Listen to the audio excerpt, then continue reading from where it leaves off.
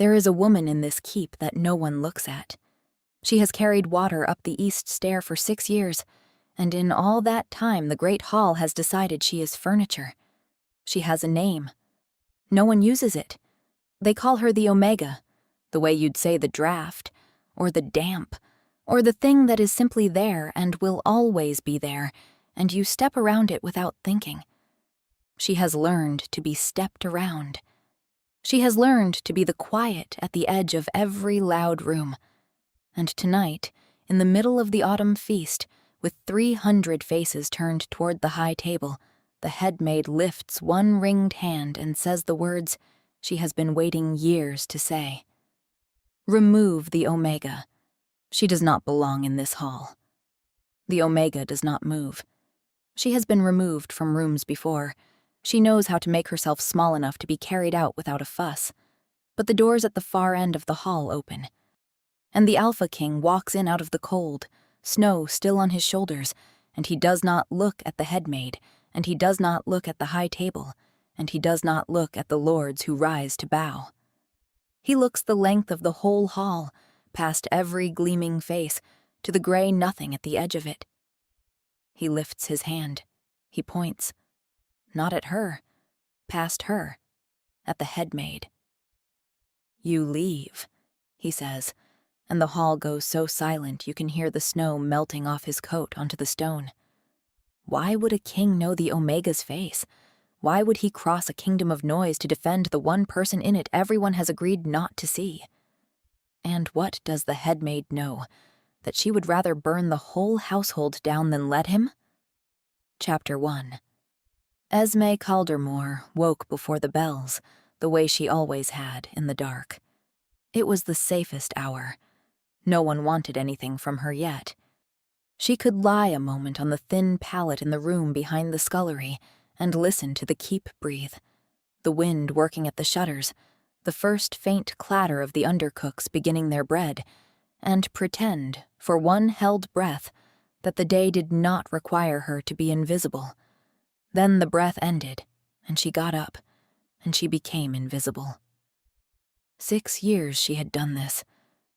She had come to Veymont Keep at 16, a thin girl with a dead mother's name and nothing else, and she had taken the only place a girl with nothing could take, which was the bottom one.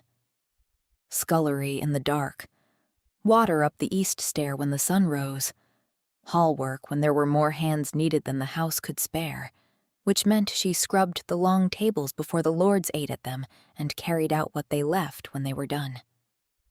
She was good at all of it. She was good at it the way you become good at a thing you cannot escape. She did not think of it as a hard life. She had stopped measuring it against anything else. By the time gray light came through the high scullery window, she had hauled the second yoke of water to the gallery and set the third to heat, and her hands had gone the dull red they went every morning and stayed until noon.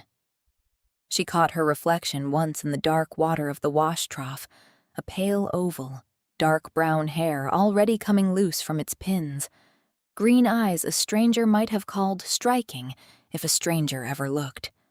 No one looked. She tucked the loose strand back and lost the thought. "You're slow this morning," said a voice behind her. Esme did not flinch. She had trained the flinch out of herself years ago. "I'm not slow, Priya. You're early." Priya came around the trough with an armful of damp linen and dropped it on the bench with the put-upon sigh of a girl who had been awake for 2 hours and intended everyone to know it. She was younger than Esme, 16 or 17, all elbows and opinions, the newest of the laundry girls and the only person in the keep who spoke to Esme as though Esme were a person and not a draft. "I'm early," Priya agreed, "because Mistress Austri wants the high hall stripped and dressed by the 3rd bell, and she said your name when she said it, so." She raised her eyebrows. "Congratulations. You're invited to the feast, to carry the platters out of it." Esme wrung the cloth in her hands. The autumn feast. She had worked 6 of them. She knew the shape of the night already, the heat and the noise and the wine that made the lords loud and careless, and the long walk back and forth from the high table to the scullery with her arms full and her eyes down. "What's the feast for this year?" she asked. "The king's back." Priya said it the way you'd report weather. "Or he will be. Tonight, they're saying. He's been gone all autumn, up at the north border, settling whatever lords settle up there." She leaned in, conspiratorial. "I've never seen him." "Have you?" "No," said Esme. It was true. In 6 years, she had never once seen the Alpha King of Veymont. He had been a boy king when she came, barely older than she was, away more than he was home, and the keep ran itself in his absence the way a house runs itself around a master who is always traveling. The household was Mistress Austrey's kingdom, not his. Esme had built her whole life around a man she had never laid eyes on, the way you build a life around the shape of a mountain you never climb. "They say he's hard," Priya offered. "They say he doesn't talk much. They say he watches you instead, and you don't know what he's thinking, and it makes the lords sweat." She grinned. "I think that's romantic." "I think," said Esme, lifting the linen, "that we should have the hall stripped by the 3rd bell, or Mistress Austrey will make us both wish for the north border." But the word stayed with her, walking up the east stair. Watches. She did not know then that it would matter. The high hall in daylight was a vast, cold barn of a room, all bare stone and old banners gone gray with smoke, and it took 6 of them the better part of the morning to make it ready. Esme worked the long tables, scrubbing the years out of the wood, while the others hung the cleaned banners and laid the rushes and set the iron stands for the torches. She was halfway down the 3rd table when she felt the cold at the back of her neck that meant Mistress Austrey had come into the room. Ravenna Austrey did not walk so much as arrive. She was a tall woman of perhaps 50, narrow and straight as a key, her plum-dark gown buttoned to the throat, and her hair scraped back so severely it seemed to pull her face into permanent disapproval. At her waist hung the chatelaine, the heavy iron ring of keys that opened every locked door in the keep, and it announced her everywhere she went, a small, cold music. She had run this household for 20 years. She had hired Esme. She had also, in the same breath, decided what Esme was, and she had never once in 6 years revised the verdict. "The torch stands are crooked," Austrey said to the room. "The banners are hung in the wrong order. The Veymont wolf goes in the center, not the river house. Does no one in this keep know which family owns the roof over their heads?" The girls scrambled. Esme kept scrubbing. She had learned that the safest response to Austrey was to be already working, visibly, on something that could not be faulted. It did not save her. "You." Austrey's voice came down the hall like a dropped key. "The Omega. Come here." Esme set down her cloth and came. She kept her eyes at the level of the iron chatelaine, which was where she had learned to keep them, low enough to read as deference and high enough that she could see the woman's hands. "The king returns tonight," Austrey said. "There will be eyes in this hall that have never been here before. Northern lords. The king's own people." Her pale gray gaze moved over Esme, the way a hand moves over a shelf, checking for dust. "I will not have him come home to a hall that looks like it employs creatures from under the scullery. You will do the heavy carrying tonight, because I have no one else, but you will stay at the wall. You will not be seen at the tables. You will not be seen by the high seat. You are to move like a shadow and be gone like one. Do you understand me?" "Yes, mistress," said Esme. "Look at me when you answer." Esme lifted her eyes.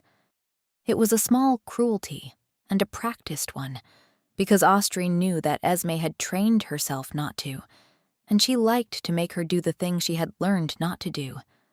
For one breath, the two of them looked at each other, the head maid and the Omega, and something passed in the older woman's face that Esme had seen before and never understood. something that was not quite contempt. It was closer to fear. Why would Ostri be afraid of her? The thought came and went. Esme had nothing. You did not fear a person who had nothing. Yes, mistress, she said again. I understand. Good. The chatelaine sang as Ostri turned. Be the shadow you are. And she arrived elsewhere and left the cold behind her. Esme went back to her table. She told herself it did not matter. She told herself she had been a shadow for 6 years and was very good at it, and one more night of it would cost her nothing. She did not yet know what the night would cost everyone. Chapter 2. The feast began at the 8th bell, and by the 9th, the high hall was a different country.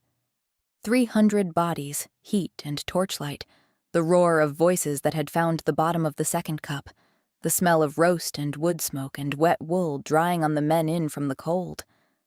The northern lords sat in their furs along the lower tables, broad-weathered men who laughed too loud and watched everything, and the Veymont house sat above them, and at the very top, on the dais, the high seat stood empty under the wolf banner, waiting. Esme worked the wall. She had become, over years, an instrument for this. She knew how to cross a crowded hall with a loaded platter and never be in anyone's way, never catch a sleeve, never draw an eye. She knew the gaps in the noise, the roots along the cold stone where no one stood. She moved the way water moves through a wall, finding the cracks. Out with the empty boards, back with the full ones. The wine she left to the cupbearers, who were chosen for their faces and would not have let her near the high table if she'd tried. Her job was the heavy and the unseen, and she did it, and the night thickened around her. It was an hour in when she felt the room change. She did not hear it first. She felt it, the way you feel a window open in another part of the house, a shift in the air. The voices at the lower end of the hall fell, a wave of quiet rolling up from the great doors toward the dais, and Esme, 3 steps from the wall with a platter of stripped bones in her arms, turned with everyone else to look. The doors stood open. Cold poured in, and the Alpha King of Veymont came home. He was nothing like the boy she had built a kingdom around. He was tall, and the years had made him broad, and he came up the center of the hall with snow still melting on the shoulders of his wine-dark coat, and a charcoal fur half-mantle thrown across one shoulder. A copper wolf gorget sat at his throat, and a thin copper circlet held back hair that was black and swept and a little wild from the road, and his eyes, when the torchlight caught them, were amber, the deep gold brown of a banked fire. He did not smile. He did not raise a hand to the boughs that broke out along the tables like a wind through grass. He simply came, slow and certain, a man walking back into a house he owned, and the hall rose for him. Esme should have looked away. She knew the rule. Be the shadow you are. She looked a moment too long, and in that moment the king, halfway up his own hall, turned his head, the way a man turns at a sound only he has heard, and his amber eyes went past every lord and every fur and every lifted cup, the length of the whole bright room, and they found her at the wall with her arms full of bones, and he stopped walking. It was nothing. It was half a heartbeat. No one else in the hall would have seen it, because no one else in the hall was watching the Omega. They were all watching their king. But Esme saw it. She felt it land on her like a hand laid flat against her chest, and her heart, which had spent 6 years learning to be quiet, slammed once against her ribs as though it had only just remembered how. Then he looked away and walked on, and took the high seat, and the feast roared back up around the gap as though it had never been there. Esme got to the wall. She set the platter down because her arms had stopped being able to be trusted. She pressed her back to the cold stone and breathed. He had not looked at her the way the lords looked at the cup girls. There had been nothing hungry in it. It had been worse than that, and stranger. He had looked at her the way you look at a face you know, in a crowd where you did not expect to find it. Recognition, as though he had been looking for her. That was impossible. They had never met. She would have remembered. A person remembers the few times in 6 years they have been seen. Why would a king know my face? She did not have an answer. She had a job. She picked the platter back up, and she made herself water again, and she finished the night at the wall. But twice more, across the heat and the noise, she felt the weight of the high seat turn her way. She did not look up to check. She did not need to. She knew. Chapter 3. It should have ended there. A king glances at a servant feels a fool, and the world goes on the way it always has. But 3 days after the feast, Mistress Austrey began to take things away from her. It started small, the way these things start. The water duty, which had been Esme's for 6 years, was given to another girl, with the cold remark that the Omega's hands were not fit to be seen on the gallery, now there were northern guests lodging there. The hall work was taken next, and then the scullery itself was reorganized so that Esme worked the back of it, the cold store and the bone room, the rooms with no windows, the rooms no one passed through. One by one, Austrey moved her toward the walls of the keep the way you sweep a thing toward a door. Esme understood it as punishment. She had been seen at the feast. She had broken the one rule, look at me, be a shadow, and Austrey was making her pay for it. It was unfair, and it was familiar, and she bore it the way she bore everything, with her eyes down and her hands working. She did not understand it as fear.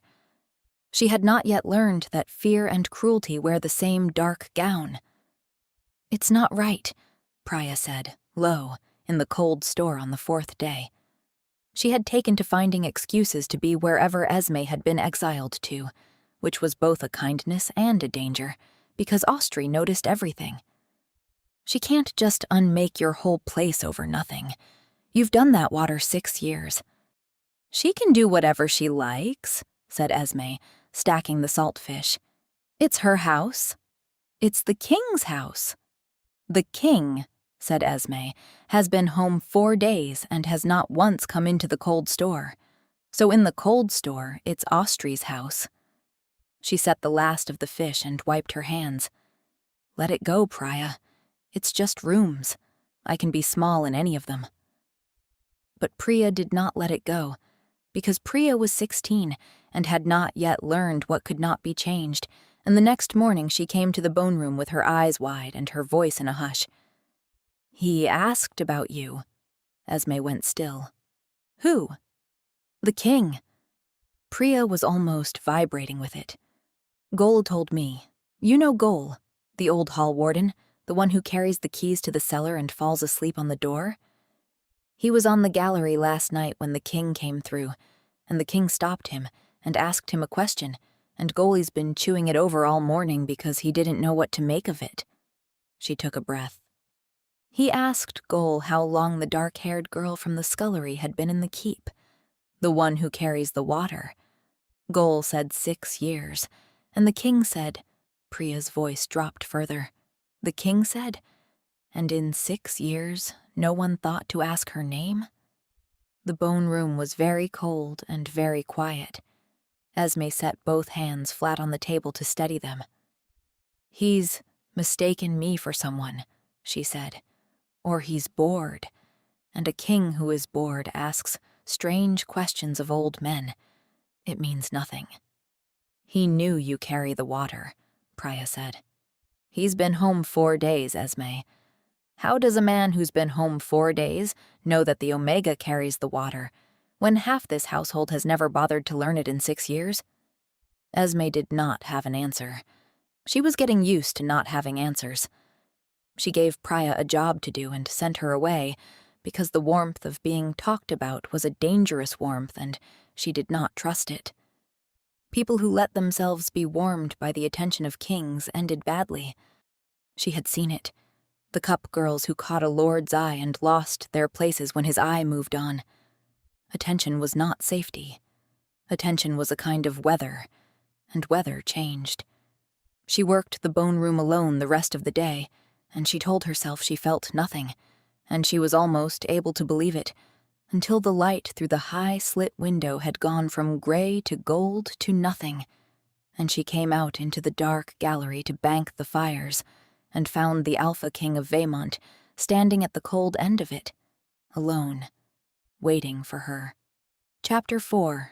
He did not say anything at first. Neither did she. The gallery was long and unlit, but for the dying fire at the far end, and the two of them stood in the half-dark with the whole cold length of it between them, and Esme did the only thing 6 years had taught her to do with a great lord. She lowered her eyes to the level of his hands and waited to be told what she had done wrong. "You don't look at me," the king said. His voice was low and unhurried, exactly as the rumor had promised, a voice that had never in its life needed to be raised. "No, my lord," said Esme. "Why not?" The truth was complicated and would take all night. She gave him the version that fit in a servant's mouth. "I was told not to be seen, my lord, by the high seat, at the feast." Something moved in his face. Even from the length of the gallery she saw it, a tightening, quickly mastered. "By whom?" "By the head of the household, my lord. Mistress Austrey." He said the name the way you'd test a loose stone with your weight. "She told you to make yourself invisible to me." "She told me to be the shadow I am, my lord." Esme heard the words leave her and wished them back. They were too true. They had let something out of her that should have stayed in the cold store. The king was quiet for a moment. Then, to her astonishment, he crossed half the gallery, not all of it, stopping at the fire as though he had only come to warm his hands, leaving a careful distance between them that she understood, somehow, was a courtesy. He did not crowd her against the wall the way Austrey did. He gave her room. It was such a small thing, room, and she could not remember the last time anyone had given her any. "I'm going to tell you something," he said, looking at the fire and not at her. "And I want you to hear it from me and not from the gossip of this keep, because the gossip of this keep will turn it into something it isn't." He paused. 6 years ago, when I was newly come to this seat, I rode out to the western holdings in the autumn. I was thrown from my horse in the hills above the river road, in the rain, with a turned ankle and no one near, 2 miles from any roof I knew. A girl found me. She was gathering the last of the fallen wood before the dark. She could not have been more than 15. He turned his head and looked at her then, full, and the fire put gold in his amber eyes. She did not know who I was. I did not tell her. She got me out of the rain into a woodcutter's shelter, and she splinted the ankle with 2 sticks and the cord from her own waist, and she sat with a stranger through the dark so he would not be alone and afraid, and at first light she walked 2 miles for help and never once asked what I could give her for it. And then the help came, and they took me, and in the noise of it I lost her. I never learned her name. I have looked for that face for 6 years, in every hall I have ever stood in. The gallery had gone very quiet around the small sound of the fire. "I came home 4 days ago," the king said, "and I walked into my own feast, and there she was, at the wall, carrying out the bones, and someone had spent 6 years teaching her to be a shadow." Esme could not breathe. She remembered the rain. Of course she remembered the rain.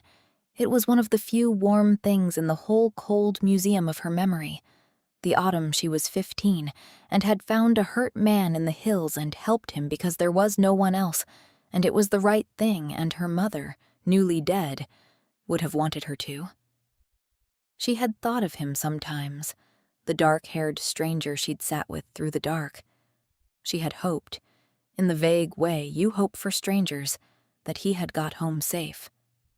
She had never once, in 6 years, let herself imagine that he was the king. "That was you," she said. It was not a question. It came out of her in a whisper. "That was me." He did not move toward her. He held the distance like a vow. "I owe you a debt I have carried for 6 years, and I came home to find the person I owe it to scrubbing my tables in the dark, ordered to be invisible to me, by a woman wearing my household's keys at her waist." His voice did not rise. It went, if anything, quieter, and quiet from him was a more frightening thing than shouting would have been from another man. "I want to understand how that happened.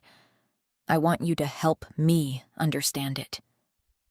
And Esme, who had spent 6 years being water, felt something in her that she had thought long frozen begin, very dangerously, to thaw. "My lord," she said, "I don't think I'm allowed to understand it either." Chapter 5. After that, everything was harder, because now there was something to lose. This was the thing Esme had always known, and the king, in his certainty, did not seem to. That being seen by the powerful was not a rescue. It was a spotlight, and a spotlight does not only show you to your savior, it shows you to everyone, including the people who had a reason to keep you in the dark.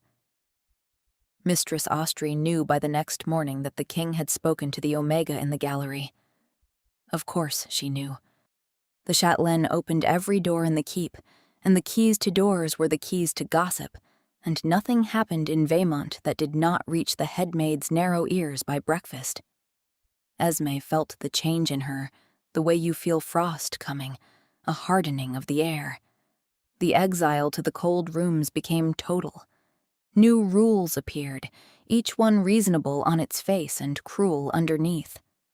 The Omega was not to be in the gallery after dark. The Omega was not to speak to the king's household. The Omega was confined, for the good order of the keep, to the scullery and the rooms behind it, where a creature of her station belonged. "She's walling you up," Priya said, furious, in the wash court, where Austrey could not easily come because of the cold and the wet. "She's putting you somewhere he can't find you." "Then I'll be somewhere he can't find me," said Esme, "and the whole strange business will end, and everything will go back to how it was." "You don't want it to go back to how it was." Esme stopped wringing the sheet. It was the first true thing anyone had said to her in days, and she had no defense against true things. She had built all her armor against cruelty, none of it against kindness or against the small, treacherous flame the king had lit in the gallery, the flame that whispered that she had once, for one night 6 years ago, been a person who mattered to someone. "It doesn't matter what I want," she said, and went back to the sheet. But the king was not a man who lost a face twice. He found her in the cold store. He found her in the bone room. He found her in the wash court at the gray edge of morning before Austrey's rules had woken up. He never stayed long, and he never crossed the distance he had set himself in the gallery, and he never once touched her, and Esme came to understand that the distance was deliberate, that he was a man holding himself on a very short rein, and that the rein was for her sake and not his. He did not want to be one more powerful person who took something from her. So he gave instead. He gave her conversation, which she had been starved of for 6 years. He gave her his own dry, slow humor, which surprised a laugh out of her once, in the cold store, over the salt fish, and the sound of it shocked them both, because neither of them had been sure she still could. And he gave her, piece by piece, the picture of what was wrong in his household. "The accounts don't sit right," he told her one gray morning, leaning against the wash court door while she worked. "I've been a poor master. I'll own it. I've been away more than I've been home, and I let the household run itself. But I'm home now, and I've started to read the books. And there are too many people who've left this keep over the years. Good people. Long-serving people.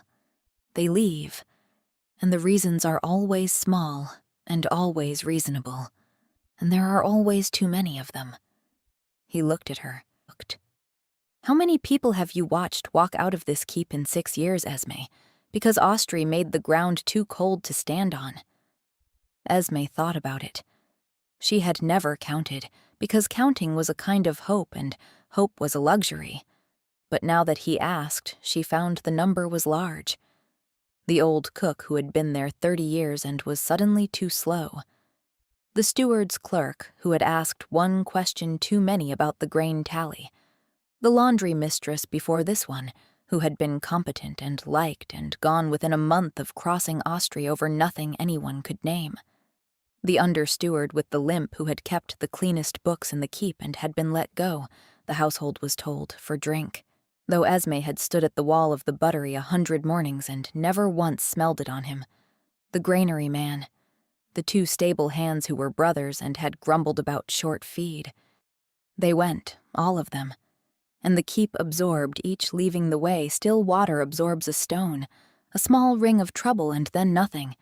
And someone new arrived who answered to the keys. A great many, she said slowly. More than a house this size should lose. That's what the books say, too. The king's jaw was tight. Someone has spent 20 years making this household into a thing that belongs to her and not to me. Hiring her own. Driving out anyone who'd notice. Keeping the master away from the one person who'd remember the truth of it. He paused, and then the master comes home, and the one person who'd remember turns out to be the girl she spent 6 years teaching to be invisible. The pieces turned in Esme's mind and would not quite settle. "My lord," she said carefully, "why would I be the one who'd remember? I'm the lowest thing in this keep. I clean the bones. No one tells me anything." The king looked at her for a long moment. "No," he said. "They don't. But you watch. I've seen you do it. You've spent 6 years at the wall of every room in this keep, being water, being a shadow, and a shadow at the wall of a room sees everything that happens in it." He pushed off the door. "Austri didn't wall you up because you broke a rule at my feast, Esme. She walled you up because she's afraid of what's in your head. You've been standing in the corner of this household for 6 years. You know who left. You know when. You know who came after. You're the only ledger she couldn't burn." And he was gone. The way he came, before she could answer, leaving Esme alone in the wash court with a thing in her chest that felt, terrifyingly, like Worth. Chapter 6. The turn came on a night of hard frost, 2 weeks after the feast. Esme had been sent to the cold store after dark, against the rule, by Austri herself, which should have warned her, because Austri never sent her anywhere that broke Austri's own rules. She had been told to take account of the winter salt and have it written out by morning, a long, pointless job in the coldest room in the keep, the kind of job you give a person to keep them somewhere specific for a length of time you can predict. She understood the trap too late, the way you always do. She had the lamp and the slate, and she was halfway down the salt barrels when she heard the bolt go home on the cold store door. Esme stood very still in the lamplight. She did not panic. She had trained the panic out of herself years ago. She went to the door and tried it and found it locked, the heavy outer bolt thrown from the gallery side, and she understood with perfect, cold clarity that Austri had put her in a windowless stone room at the back of the keep on the coldest night of the autumn and locked the door, and that by morning there would be a reasonable, regrettable story about the Omega, and the cold, and the sad way. These things sometimes happen to people. No one watches. No one watches. That had always been the danger. That was the whole danger of being a shadow. A shadow can be folded up and put away, and no one asks where it went. She did not waste her breath on the door. The cold store was stone on 3 sides and oak on the 4th, and her voice would die in it. She set the lamp where it would last longest, and she sat against the salt barrels to keep what warmth she had, and she made herself think, because thinking was the only tool she had ever been allowed to keep. And she thought, He will look for me. It was such a strange thought. For 6 years, no one would have looked. That had been the arithmetic of her whole life, the cold sum at the bottom of every page. If I vanish, no one comes. But the arithmetic had changed. Somewhere in this keep was a man who had looked for her face for 6 years across every hall in the kingdom, and who had found her, and who did not lose a face twice. He will look for me. The thought was warmer than the lamp. She did not know how long she sat. Long enough for the cold to get into the bone, long enough for the lamp to gutter low. Long enough to be afraid in the honest way she had not let herself be afraid in years. Then, very faint through the oak, she heard the chatelaine, the small, cold music of the keys. Austrey, come to check her work. Esme got to her feet, her heart loud, and she pressed herself to the dark beside the door, because she did not yet know whether she meant to beg or to run or simply to be a witness to her own removal. The bolt drew back, the door opened on the freezing dark of the gallery, and it was not Austrey holding the keys, it was the king. He stood in the doorway with the chatelaine in his fist, the whole iron ring of the household's keys taken from the head maid's waist, and behind him in the gallery, gray-faced and clutching her own throat where the keys had hung for 20 years, stood Ravenna Austrey, and behind her, holding a torch and looking like a man who had seen a ghost, stood old Gole the hall warden. The king looked at Esme in the failed lamplight, at the cold that had got into her, at the windowless stone room she had been folded up and put away in, and something went across his face that she had no name for, because no one had ever felt it on her behalf before. "I went to the gallery to find you," he said, very low, "and you were not in any of the rooms you should have been in, and the only door in this keep I could not open was this one." He turned his head, just slightly, toward the woman behind him. "And the woman who carries the only key to it told me you were not inside." The gallery was so cold and so silent that Esme could hear the torch breathing. She came out of the dark of the cold store into the dark of the gallery, and she was shaking. And not only with the cold. And the king did the thing he had not let himself do in 2 weeks of careful distances. He closed it. He crossed the small space between them, and he took her face in both his hands, his palms warm against her frozen skin. And he looked at her as though he were making sure of her, as though he had been afraid he would open the door and find the shadow finally folded up for good. And Esme, who had been water for 6 years, who had built her whole self around being too small to be worth taking, and therefore too small to be worth losing, felt the worth he kept insisting she had come up in her all at once like water finding its level, and she lifted her cold hands and put them over his warm ones, and she let herself, for the first time in 6 years, be held. He kissed her in the freezing gallery with the household's keys still in his fist, and it was not a king taking a thing he was owed. It was 2 people who had each, in their own dark, been looking for the other across 6 years, finally allowed to stop. Behind them, very quietly, Ravenna Austrey began to back away down the gallery. The king lifted his head. He did not let go of Esme, but he spoke into the dark, and his quiet voice carried the whole cold length of the stone. "Gole," he said, "don't let her near the cellar keys, or any keys." A pause. "I think Mistress Austrey and I are going to spend tomorrow reading the household books together. Every page, 20 years of them." And in the torchlight, on the head maid's gray, narrow face, Esme finally read the thing she had seen there for 6 years and never understood.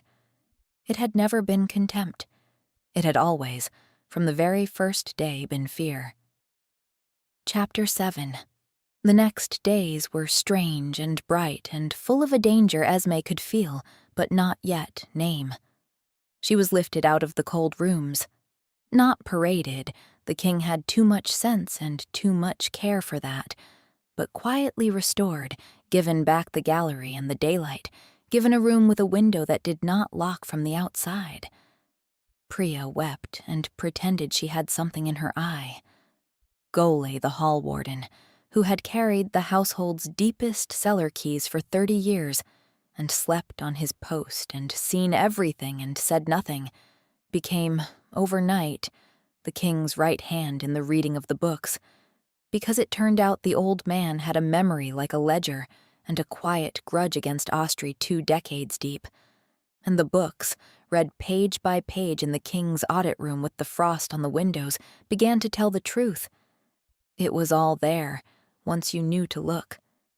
20 years of small, reasonable cruelties written in the dry language of accounts. Good servants paid off and sent away. Positions filled with Austri's own people, her cousins, her creatures. A whole household quietly remade to answer to the keys and not the crown. Grain tallies that did not sit right. A long, slow bleed of the keep's wealth into accounts that led, when Gole and the king traced them far enough, out of the keep entirely, north, to a river house Austri had married out of 40 years ago, and never, it seemed, stopped serving. "She wasn't only a tyrant," the king said grimly one night, the candles low, Esme beside him at the table because he would not now do this without her. A tyrant I could have understood. She was paid. Someone outside this keep has been hollowing it out for 20 years, and she's been the hand inside the wall. "The river house," said Esme slowly. She had seen the banner once, the day they dressed the hall, and Austri had snapped that the Veymont wolf went in the center, not the river house. She had not understood then why a headmaid would care so fiercely about the order of banners. She understood now. She corrected the banners at the feast. She put the river house lower. She was angry about it. The king looked at her with something close to wonder. "You see," he said quietly, "you always see." But it was Esme who first understood the true shape of the danger, and she understood it because she had spent 6 years in the corner of every room, watching. "My lord," she said, "if she's been the hand inside the wall for 20 years, then she didn't do it for nothing. She did it for the day they'd need the wall to come down." She felt the cold of it settle in her. "You've been away your whole reign. North border, west holdings, gone more than home. Why? Who's been making sure there was always a fire on a far border for the king to ride out and put out?" The candle guttered. "She's not the plot," Esme said. "She's the door. And a door is only worth keeping if someone means, one day, to come through it." For a long moment, the king said nothing. Then he rose and went to the window and looked out north into the dark toward the border where he had spent the autumn settling whatever lords settled up there, and Esme watched the truth reach him, the way it had reached her, cold and total. "The northern lords," he said, "the ones in the furs at my feast, the ones I've spent 3 years riding out to pacify." He turned. "I've been kept away from my own house for 3 years, by a border that catches fire every time I try to come home.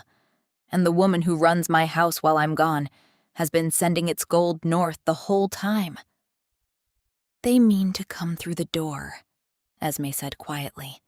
"And the door is here, in this keep. And the only thing that's changed is that the king came home early and found the one shadow who remembers everything, before the headmaid could fold her up and put her away for good." The king crossed the room. He took her hands. The candlelight was warm on his face, and there was something in it now that had not been there before. Fear, but not for himself. "Then we have until they realize I know," he said. "And the moment they realize, they'll move." His grip tightened. Esme.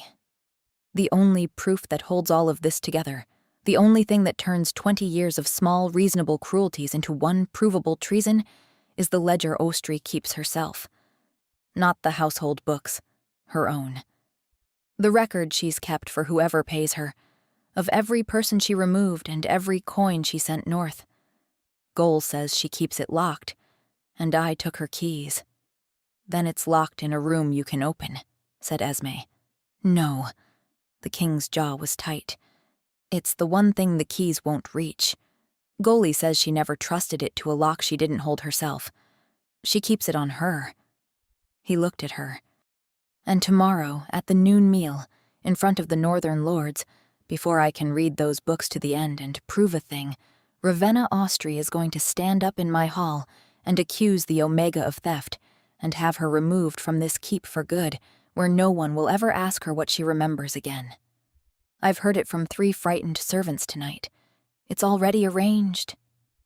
Esme felt the old cold come up in her, the cold of every room she had ever been swept toward the door of, and then, underneath it, something new. Something that was not cold at all. Then let her, said Esme. The king stared at her. Let her stand up in your hall in front of the Northern Lords and order the Omega removed, Esme said, and her quiet voice did not shake. She's spent 20 years being sure no one watches the shadow. Let her be sure of it one last time. Let her reach for me in front of everyone she's been hollowing this house out for. She lifted her chin. And then we'll see who the hall believes. The head maid with the keys? Or the shadow who remembers every name she ever swept out the door. Chapter 8. The noon meal the next day was a quieter feast than the autumn one, but no smaller in what it held. The Northern Lords sat along the lower tables in their furs, the same broad, weathered men, watching everything, the way they always watched everything. And now Esme knew why. The Veymont house sat above them.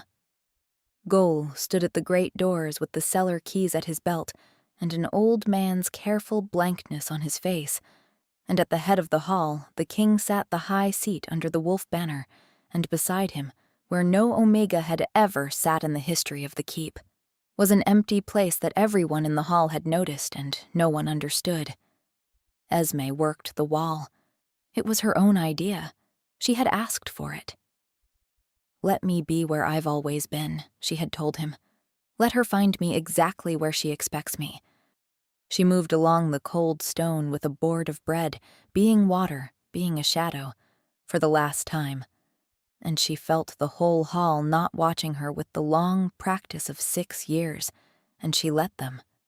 Because the not watching was the trap, and she was the one who had set it. Ravenna Ostry rose at the high end of the hall. She had no keys at her waist anymore. The king had not given them back.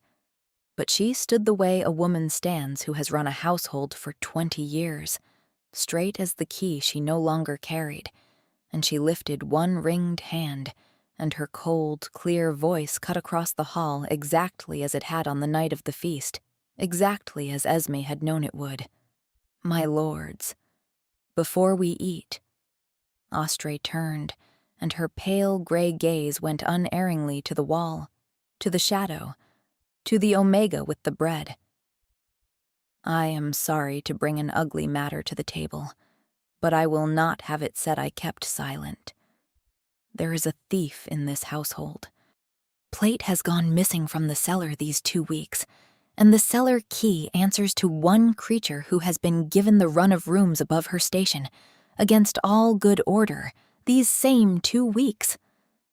Her voice did not waver. She had done this before, Esme understood, many times, to many people. This was the oldest move she had.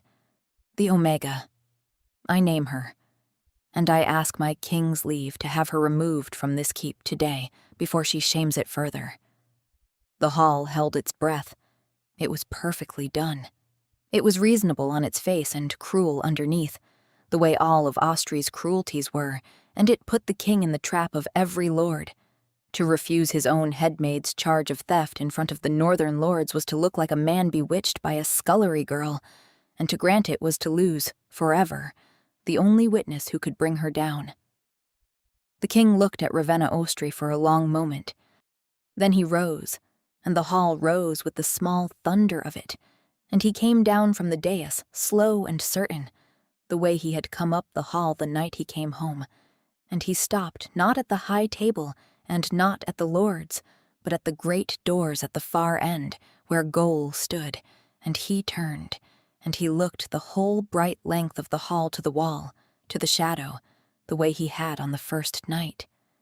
And he lifted his hand, and he pointed, not at Esme, past her, at Ravenna Ostry. "You leave," said the king. The hall made a sound like a held breath let go. "My lord," Ostry began. "You've named a thief in my hall," the king said, and his quiet voice carried the whole length of the stone the way it always did. "And I'll have the matter heard, here, now, in front of every lord at this table, because I think it's been a long time since anyone in this keep heard a thing through to the end." He did not raise his voice. He never raised his voice. But it will be heard fairly. The accused will speak. That is her right, and it is the law of this hall, however long this hall has forgotten it. His amber eyes did not leave Ostry's gray ones. "Esme Caldermoor, set down the bread, come to the middle of the hall, and tell these lords what you have watched, from the wall of every room in this keep, for 6 years. And Esme set down the bread. She walked to the middle of the hall. She did not hurry, and she did not cringe, and 300 faces that had spent 6 years agreeing not to see her turned, all at once, and saw her, and she let them. She was shaking. She let herself shake. She had decided that she would not pretend, in this of all moments, to be water. "I clean the bones," she said, and her voice was not loud, but the hall had gone so silent that it did not need to be. "I carry the water. I have stood at the wall of every room in this keep for 6 years, and people forget I'm there, and so they say things in front of me they'd never say in front of a lord. That's all I am, a shadow at the wall."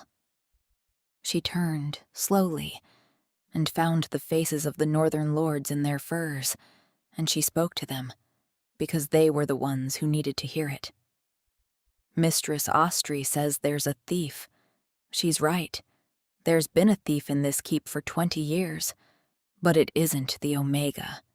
This is the desperate slander of a girl about to be turned out," Ostry said, but there was a thread in her voice now that had not been there, and Esme heard it, and so did the lords, because the lords heard everything.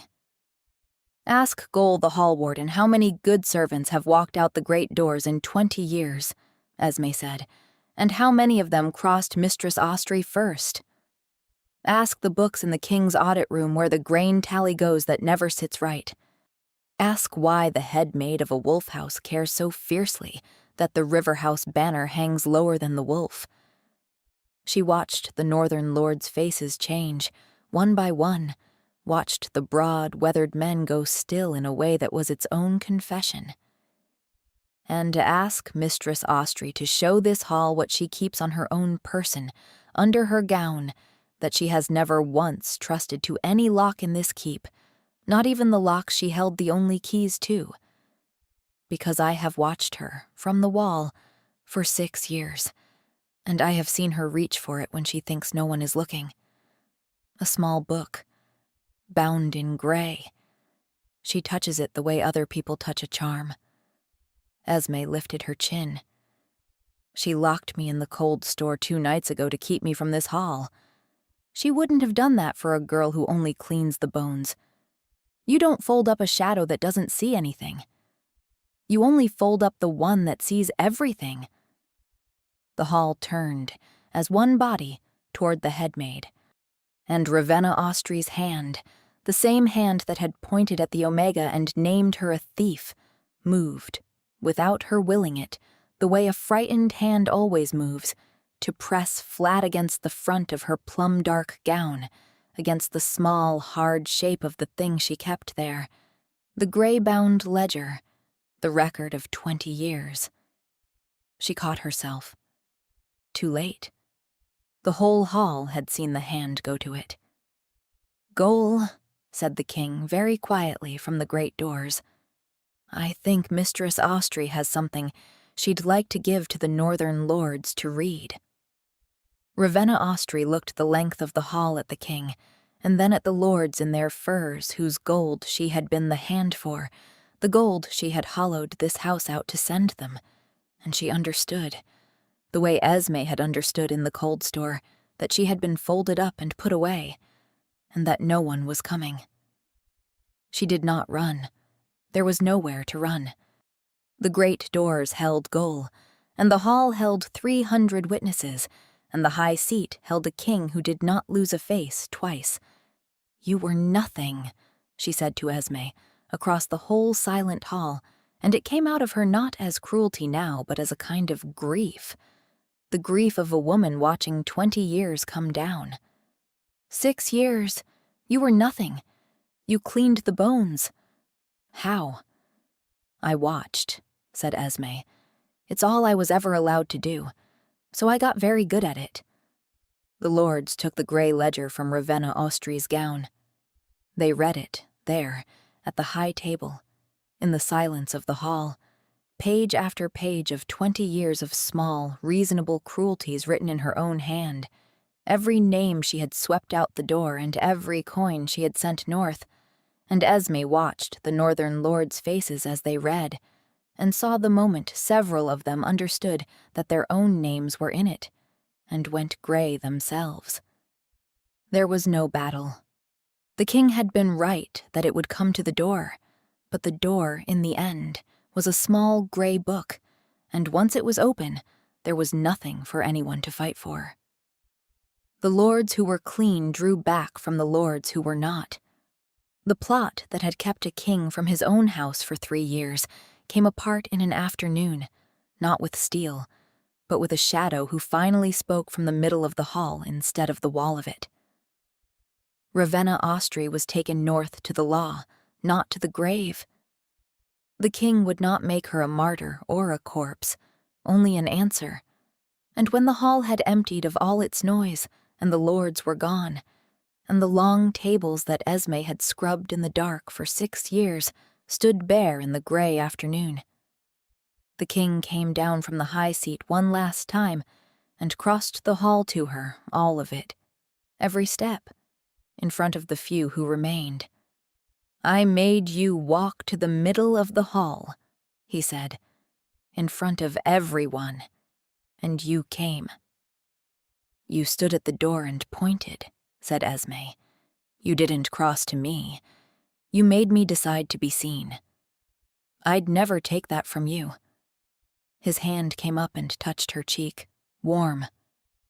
"6 years they told you to be a shadow. I wasn't going to be one more voice telling you where to stand. I only wanted you to know there was a place at the front of the hall, if you ever decided to walk to it." He looked at her, and the gold in his eyes was very warm. "You decided." "I did," said Esme, and in the bare gray hall, with the wolf banner hanging in the right place at last, the king said the thing kings are not supposed to say to the lowest creature in the keep, and meant it, and the saying of it was its own kind of crown. "I love you," he said. "I have, I think, since the rain. I just spent 6 years looking for where you'd gone."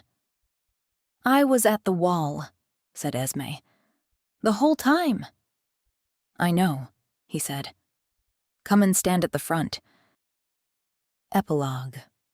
A year later, the autumn feast came round again, and the high hall of Veymont was a different country a second time. The frost was on the windows, and the torches were lit, and the banners hung in their right order, the wolf in the center where it belonged, and the long tables were full of the noise of 300 bodies in from the cold. The northern border had been quiet all year. It turned out a boarder stops catching fire when the hand that was lighting it is taken away. The household ran on different keys now. Gol the hall warden carried them, half asleep on his post as ever, and the people who had been hired to answer to a headmaid had either learned to answer to the crown or gone, and the cold rooms at the back of the keep were just cold rooms again, where the salt was kept, and no one was ever locked in them. Esme did not work the wall. She sat at the high table in the place that had been empty a year ago, and she had stopped, somewhere over the long, warm months, expecting to be told to move. It had taken time. You do not unlearn 6 years of being water in a season. But the king had been patient, the way he was patient about everything, and Priya had been loud, and Gol had been dry, and slowly the shadow had come out of the corner of every room and learned, again, how to take up space in the world. She still woke before the bells sometimes, in the dark, out of old habit. But now, when she lay and listened to the keep breathe, it was not to steal a moment of being unseen before the day required her to vanish. It was just to listen.